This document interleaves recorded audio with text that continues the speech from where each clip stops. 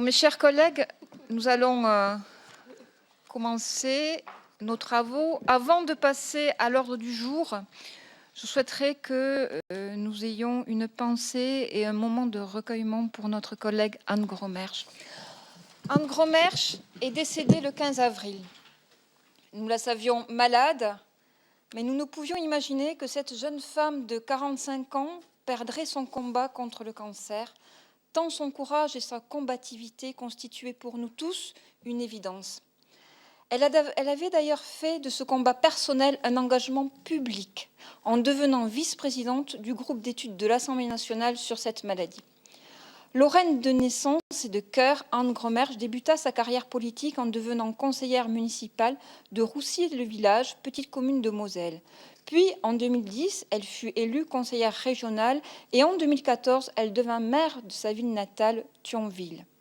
Son profond enracinement local lui avait enfin permis de prendre la tête en février dernier de la communauté d'agglomération Porte de France-Thionville. Le destin, ses capacités et ses fortes convictions lui avaient aussi ouvert les portes d'une carrière nationale. Devenue députée en 2008 en tant que suppléante, elle fut réélue en 2012. À compter de 2011, Anne prit place auprès de nous, au sein de la Commission des affaires économiques. Cette fille d'artisan boucher, qui elle-même avait mené une carrière de cadre commercial au sein d'une multinationale, eut alors l'occasion de mettre à profit ses diverses expériences, en particulier en étant rapporteur pour avis du programme Entreprise lors de l'examen des projets de loi de finances et également de nombreux rapports. Aux membres de son groupe, les Républicains, je fais part de notre sympathie attristée. Au nom de tous les membres de notre commission des affaires économiques, et je souhaite y associer également les anciens présidents des commissions des affaires économiques qui l'ont tous apprécié, j'adresse nos condoléances à son époux et à leurs 3 enfants, Thomas, Charlotte et Guillaume. Et je vous propose que nous respections 1 minute de silence en sa mémoire.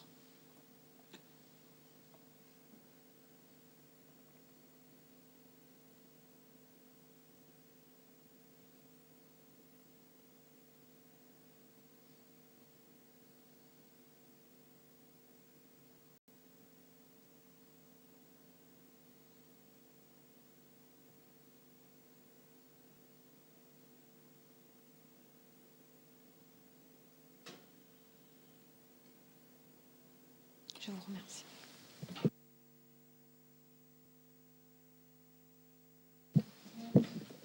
Nous allons commencer les travaux de notre commission des affaires économiques en vous proposant la nomination de Madame Marilène Fabre comme rapporteure sur la proposition de résolution européenne relative au maintien de la réglementation viticole telle qu'adoptée par la Commission des affaires européennes, saisie au préalable.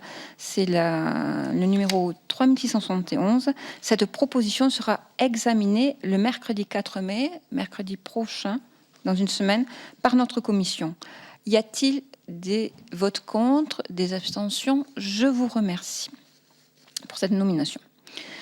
Par ailleurs, je vous informe que lors de notre dernière réunion de bureau de la commission qui s'est tenue le 6 avril, nous avons remis à l'ordre du jour le temps de parole concernant les auditions et au niveau des groupes. Donc, il a été décidé lors de cette réunion de bureau qu'il y aurait 3 minutes pour les groupes, pour les temps de parole et 2 minutes pour les autres orateurs. Je rappelle toutefois que pour les textes législatifs, l'organisation de nos débats reste inchangée, à savoir qu'il y a 5 minutes pour les porte-paroles des groupes et 2 minutes pour les autres orateurs. Nous allons passer maintenant, nous allons laisser la parole à Marie-Noëlle Battistel, qui est rapporteure sur le rapport sur l'effacement diffus. Je vous rappelle que nous avions décidé de cette mission d'information commission en novembre 2015, suite à la disposition notamment de la loi relative à la transition énergétique qui avait fait l'objet de dispositifs à cet égard. Et M. Gégaud avait présenté une proposition de loi sur l'effacement diffus. Donc, elle favorisait la baisse de la production de CO2 par le développement de l'effacement électrique diffus. Nous avons effectivement rejeté cette proposition de loi, mais nous avons décidé de mettre en œuvre une mission d'information dont M. Gégaud était le président, Marie-Noëlle Battistel la rapporteure, et avec un certain nombre de membres, à savoir Frédéric Barbier, Christophe Borgel, Béatrice Santé, André Chassaigne, Jean-Claude Matisse, Michel Sordis, Denis Baupin. Cette mission a travaillé, et je tiens quand même à les féliciter au regard du rapport qui a été rendu, qui est très complet, il faut le dire, qui est parfois un peu technique, il faut le dire également, mais parce que le sujet n'est pas simple, mais ça nous permet, pour ceux qui sont moins avertis en la matière, d'avoir quand même une bonne vision de ce que peut être l'effacement diffus, notamment au niveau des particuliers, des industriels et des acteurs également qui, aujourd'hui, œuvrent dans ce domaine. Donc, juste, Madame la rapporteure, avant de vous laisser la parole, juste rappeler les questions sur lesquelles vous vous êtes interrogés, qui sont fondamentales, notamment à travers la thématique environnementale. Dans quelle mesure l'effacement diffus est-il une solution prometteuse pour l'environnement ?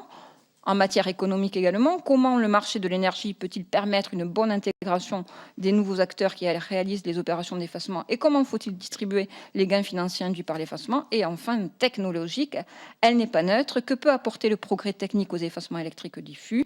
Le rôle également que doit jouer la puissance publique en ce domaine. Des questions importantes. Aujourd'hui, nous avons la base d'un rapport avec un certain nombre de propositions, et je crois que l'utilité de ce rapport nous permettra de voir comment on gère les propositions de notre rapporteur, et de façon à voir, au regard du texte sur la transition énergétique que nous avons voté, l'évolution également de ce dispositif.